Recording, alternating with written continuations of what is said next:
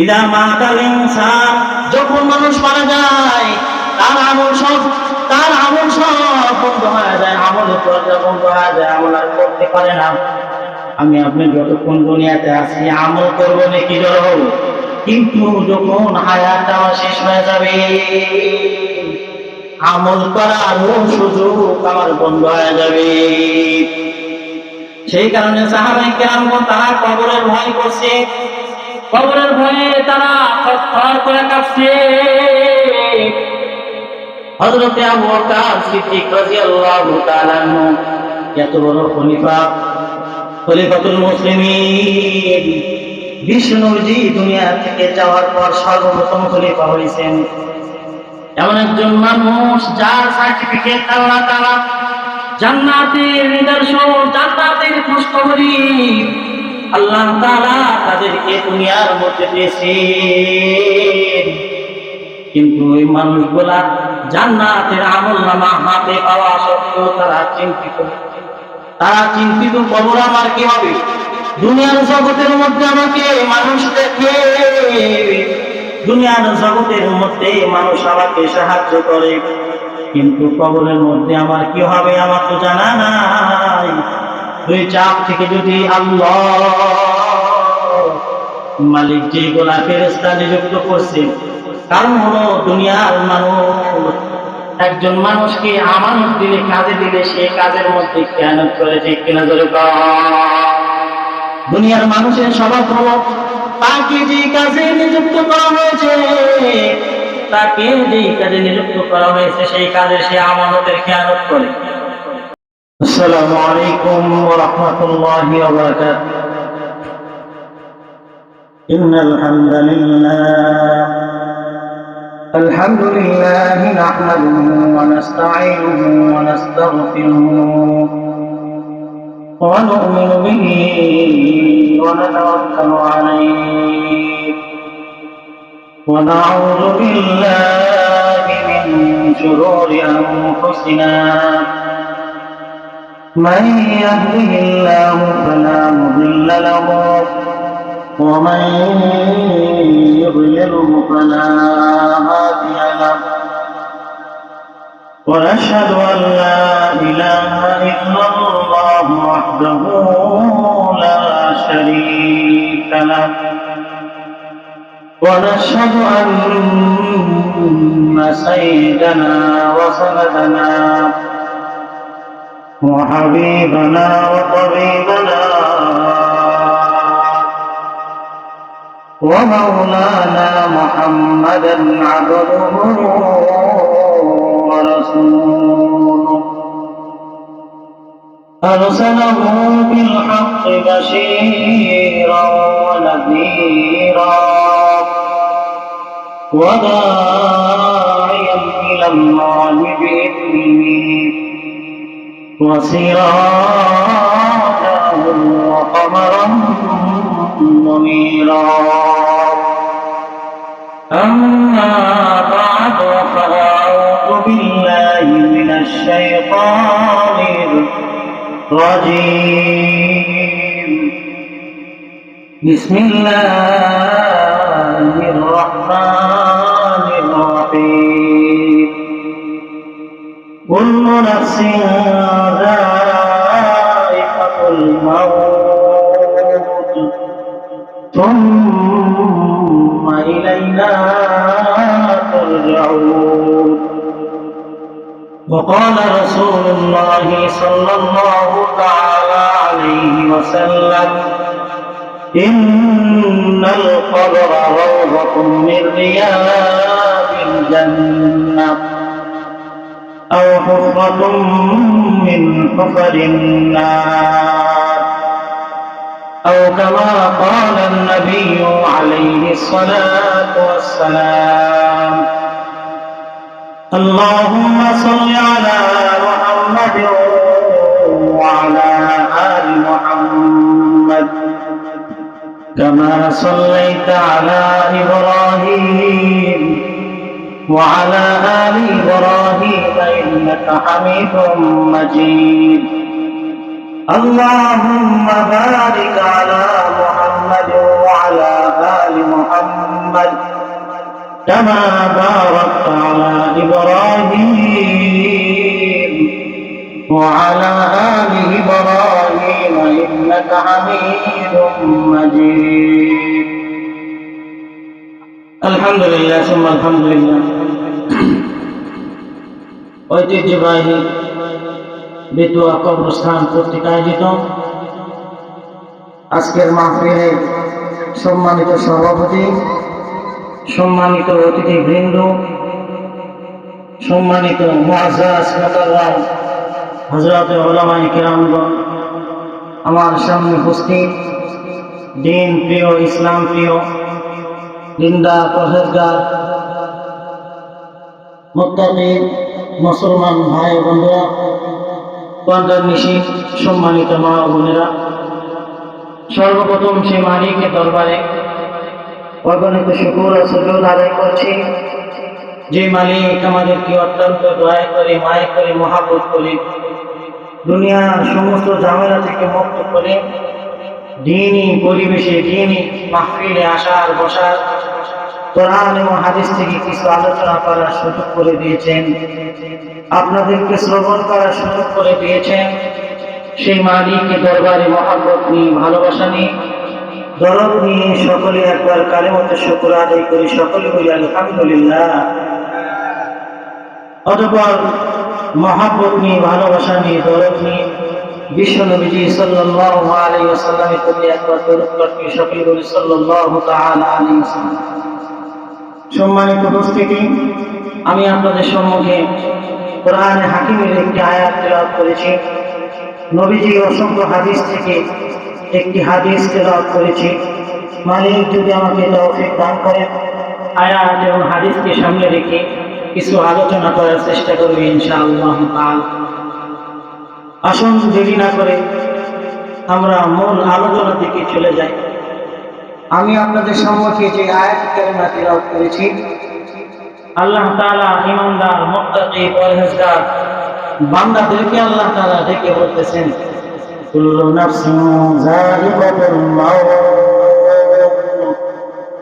কুল্লু নাফসিন যায়িকাতুল মাউত তুম্মা ইলাইনা তুরজাউন।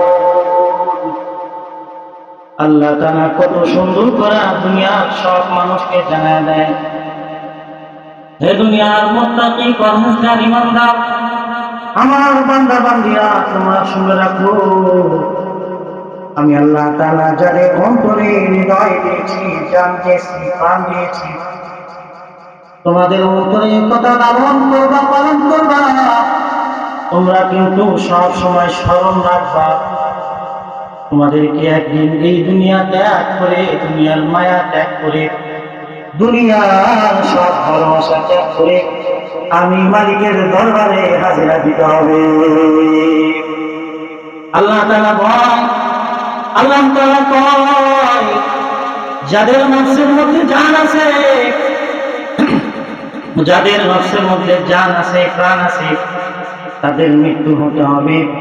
বাবা আদম থেকে নিয়ে এ পর্যন্ত কিয়ামত হওয়ার আগ পর্যন্ত যত মুমিন মুমিনাত দুনিয়াতে আসবে, যত নরনারী দুনিয়াতে আসবে, এরকম কোন মানুষ পাওয়া যায় নাই, পাওয়া যাবেও না, যারা কোনদিন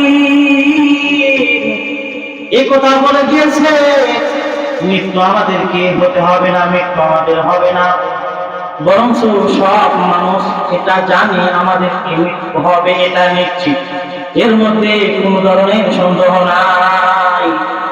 আল্লাহ তাআলা সেটাই কয়, দুনিয়ার সব মানুষকে মৃত্যুবরণ হতে হবে। তবে যেহেতু আমাকে আপনাকে মৃত্যুবরণ হতে হবে, মৃত্যুবরণ দুনিয়া ত্যাগ করে চলে যেতে হবে, এর মধ্যে কোনো ধরনের সন্দেহ নাই। তাহলে আমাকে আপনাকে এই দুনিয়া ত্যাগ করার জন্য আমল করতে হবে, আমল করতে হবে। কারণ হলো আমল ছাড়া যেই নফসের মধ্যে আমল নাই, ওই নফসের দাম নাই। যেই নফসের মধ্যে আমল আছে, মালিকের দরবারে ওই নফসের অনেক দাম বেশি। তাহলে আমাকে আপনাকে আমল করতে হবে, কারণ আমাকে আপনাকে এই দুনিয়ার ভালোবাসা সব কিছু ত্যাগ করে চলে যেতে হবে। দুনিয়াতে আমি আপনি থাকতে পারবো না। আমাদের জন্মের পর থেকে যাদেরকে দেখেছি তারা দুনিয়াতে থাকতে পারে নাই, তারা সকলেই চলে গিয়েছে। আবার আমরাও এক সময় দুনিয়া ত্যাগ করে, দুনিয়ার মায়া মমতা ত্যাগ করে আমাদেরকে চলে যেতে হবে। আমাদেরকে সেই কারণে আমল করতে হবে। কারণ হলো যাদের নফসের মধ্যে আমল আছে, দুনিয়ার মধ্যে এমন কিছু পেয়ারা বান্দা আছে, এমন কিছু পেয়ারা বান্দা আছে যাদের মৃত্যুর কারণে দুনিয়ার সব মানুষগুলা কান্নাকাটি করে, হায় হায় করে মানুষটা দুনিয়া থেকে চলে গেল। ওই মানুষটা যখন দুনিয়া থেকে চলে যায়, আল্লাহ তাআলা কয় যারা নেককার বান্দা, যারা নেককার বান্দি, আল্লাহ তাআলা তাদেরকে বলে, আল্লাহ তাআলা বলেন ইয়া আইয়াতুহান নাফসুল মুতমাইন্নাহ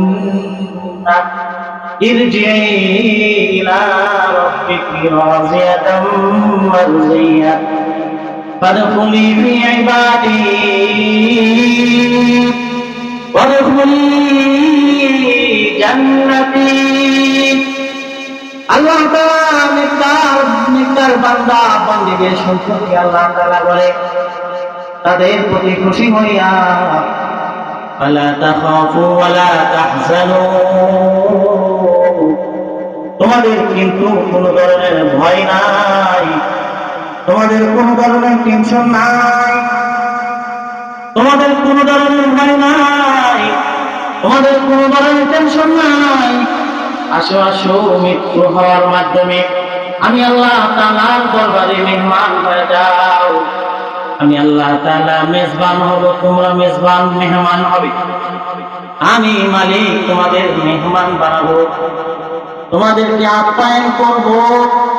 তোমরা আমার নেককার বান্দি, নেককার বান্দাদের অন্তর্ভুক্ত হয়ে যাও। ফাদখুলি ফি ইবাদি ওয়াদখুলি জান্নাতি, এবং আমি আল্লাহ তাআলার বানানো জান্নাতের মধ্যে ঢুকে যাও। মুসলমান ভাই, পক্ষান্তরে যদি আমার আমলটা যদি খারাপ হয়, আমার আমলটা যদি ভালো না হয়, আমার আমলটা যদি ভালো হয়, তাহলে ওই বান্দা বান্দার জন্য আল্লাহ তাআলা আহলান সাহলান জানাই। আর যদি ওটা হয়ে যায়, আমলটা যদি খারাপ হয়, যখন জানটা চলে যাবে, আযাবের ফেরেশতাগুলো আমাদের সামনে উপস্থিত হয়ে যায়। মুসলমান ভাই, সেই কারণে আমাদের অন্তরে সব সময় দুনিয়া আমাকে ত্যাগ করতে হবে, এটা নিশ্চিত, এর মধ্যে কোনো ঝামেলা নাই। অতএব এখন থেকে আমাদেরকে দুনিয়া ত্যাগ করার আগে আমল আমাদেরকে শুরু করতে হবে।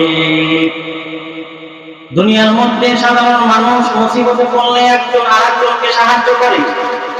একজন মানুষ যখন মুসিবতের মধ্যে পড়ে, আরেকজন মানুষ তাকে সাহায্য করে। কিন্তু কবর এমন একটা জায়গা, যেই ঘরের মধ্যে কোনো ধরনের বাতি নাই, যেই ঘরের মধ্যে কেউ কাউকে সাহায্য করে না, আপনি কোন অবস্থায় আছেন, কি অবস্থায় আছেন, কেউ কিন্তু তাকাবে না, কেউ কিন্তু দেখবে না। তাহলে আমাকে এখন থেকে চিন্তা করতে হবে, দুনিয়ার মধ্যে আমি যে অবস্থায় থাকি না কেন, মানুষ আমাকে সাহায্য করে, কিন্তু ওই জায়গাটি এমন জায়গা, ইদা মাতাল ইনসান, যখন মানুষ মারা যায়, তার আমল সব বন্ধ হয়ে যায়, আমলের দরজা বন্ধ হয়ে যায়, আমল আর করতে পারে না। আমি আপনি যতক্ষণ দুনিয়াতে আছি আমল করবো নাকি জড় হব, কিন্তু যখন হায়াত আমার শেষ হয়ে যাবে, আমল করারও সুযোগ আমার বন্ধ হয়ে যাবে। সেই কারণে সাহাবায়ে কেরামগণ তারা কবরের ভয় করছে, কবরের ভয়ে তারা থরথর করে কাঁপছে। হযরত আবু বকর সিদ্দিক রাদিয়াল্লাহু তাআলা আনহু এত বড় খলিফা, খলিফাতুল মুসলিমিন, বিশ্ব নবী দুনিয়া থেকে যাওয়ার পর সর্বপ্রথম খলিফা হয়েছেন এমন একজন মানুষ যার সার্টিফিকেট আল্লাহ তাআলা জান্নাতের নিদর্শন, জান্নাতের খুশখবরি আল্লাহ তাআলা তাদেরকে দুনিয়ার মধ্যে দিয়েছেন। কিন্তু ওই মানুষগুলা জান্নাতের আমলনামা হাতে পাওয়া সত্ত্বেও তারা চিন্তিত কবর আমার কি হবে। দুনিয়ার জগতের মধ্যে আমাকে মানুষ দেখে, দুনিয়ার জগতের মধ্যে মানুষ আমাকে সাহায্য করে, কিন্তু কবরের মধ্যে আমার কি হবে আমার তো জানা নাই। দুই চাপ থেকে যদি আল্লাহ মালিক যেগুলা ফেরেশতা নিযুক্ত করছে, কারণ হলো দুনিয়ার মানুষ একজন মানুষকে আমানত দিলে, কাজে দিলে সে কাজের মধ্যে খেয়ানত করেছে কিনা ধরে। দুনিয়ার মানুষের স্বভাব হলো তাকে যে কাজে নিযুক্ত করা হয়েছে, তাকে যে কাজে নিযুক্ত করা হয়েছে সেই কাজে সে আমানতের খেয়ানত করে। আল্লাহ তাআলা কয় প্রত্যেকটা সেক্টরে, প্রত্যেকটা জায়গায় আমি কঠোর রূপে, কর্কশ রূপে আমি কিছু ফেরেশতা নিযুক্ত করেছি। প্রত্যেকটা স্তরে, প্রত্যেকটা সেক্টরে, প্রত্যেকটা স্থানের মধ্যে আমি আল্লাহ তাআলা কিছু ফেরেশতা নিযুক্ত করেছি। যে ফেরেশতাগুলো তাদের কাজ করবে, আমি আল্লাহ তাআলা যা হুকুম করি প্রত্যেকটা হুকুমের তারা পুঙ্খানুপুঙ্খানু তারা বাস্তবায়ন করে, একটা হুকুমের তারা অমান্য করে না। আমি আল্লাহ যা করি, যা হুকুম করি তাই তারা করে। তাহলে আমাকে আপনাকে, আমার আপনার আমল যদি ভালো না হয়, আমার আপনার যদি কর্ম যদি খারাপ হয়, আল্লাহ তাআলা এখান থেকে বলতে চায়, আল্লাহ তাআলা এখান থেকে বলতে চায়, ও দুনিয়ার নরনারী তোমরা ভালো করে শুনে রাখো, গভীর মনোযোগ দিয়ে শুনে রাখো। তোমরা কিন্তু এটা দুনিয়া পাও নাই। দুনিয়ার মধ্যে তোমাকে যে কাজের দায়িত্ব দেওয়া হয়েছে, এই কাজের মধ্যে তোমরা আমানতের খেয়ানত করো, পরিপূর্ণভাবে তোমরা সেই কাজটা বাস্তবায়ন করো না। কিন্তু আমি মালিক যে স্থানের মধ্যে আমার ফেরেশতা নিযুক্ত করেছি, যাকে যে স্থানের মধ্যে নিযুক্ত করেছি, যে স্থানের মধ্যে নিযুক্ত করছি, যাহাকে জাহান্নামের দায়িত্ব দেওয়া হয়েছে, যাকে জান্নাতের দায়িত্ব দেওয়া হয়েছে, যাকে যে দায়িত্ব দেওয়া হয়েছে তারা সেইভাবে কাজ করবে। তুমি যদি জাহান্নামে হও, তুমি যদি জাহান্নামে হও, আমলটা যদি ভালো না হয়, আমলটা যদি খারাপ হয়, তাহলে কিন্তু ফেরেশতা, ওই ফেরেশতাগুলো যারা পরিমাণ তোমার সাথে ভালো আচরণ করবে না।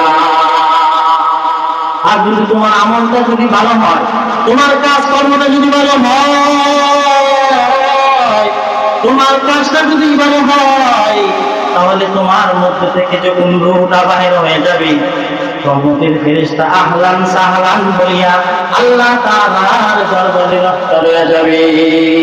সুবহানাল্লাহ, আর জোরে কোন সুবহানাল্লাহ, আর চিল্লায় কোন সুবহানাল্লাহ। সকলে হাত তুলে বলুন সুবহানাল্লাহ, সুবহানাল্লাহ, আল্লাহু আকবার, লা ইলাহা ইল্লাল্লাহ, লা ইলাহা ইল্লাল্লাহ। আল্লাহকে ডাকলে আল্লাহ রাজি হয়, আল্লাহকে ডাকলে আল্লাহ খুশি হয়। দুনিয়ার মানুষের তারিফ করলে, প্রশংসা করলে যেরকম ভাবে মানুষটা আপনারও প্রশংসা করে, সে রাজি হয়, খুশি হয়। অনুরূপ ভাবে আল্লাহ তাআলা কয়, দুনিয়ার মানুষ যারা যে বান্দা বান্দিগুলা আমি মালিকের প্রশংসা করে, আমি মালিক তার প্রতি খুশি হইয়া তার জন্য রহমতের ফেরেশতা নাযিল করে দেয়। সব সময় আল্লাহ পাকের প্রশংসা করতে হবে। তাহলে আজকের আলোচনা যেটা আমি আপনাদের সামনে বলতে চাচ্ছি সেটা হলো কবরস্থানের মাহফিল। কবরের ভয় আমাদের অন্তরে থাকতে হবে, আমাদের অন্তরে লালন করতে হবে, পালন করতে সব সময়। দিনের শুরু থেকে শেষ পর্যন্ত যখন আমি ঘুমাবো, আমি একটু চিন্তা করব সারাটা দিন আমি কি করলাম, এটা আমাকে দেখতে হবে। আল্লাহ পাক রব্বুল আলামিন আমি সহ আমাদের সকলকে এই কথাগুলোর উপর আমল করার তৌফিক দান করুন। ওয়া আখিরু দাওয়ানা আলহামদুলিল্লাহি রাব্বিল আলামিন। আসসালামু আলাইকুম ওয়া রাহমাতুল্লাহি ওয়া বারাকাতুহু।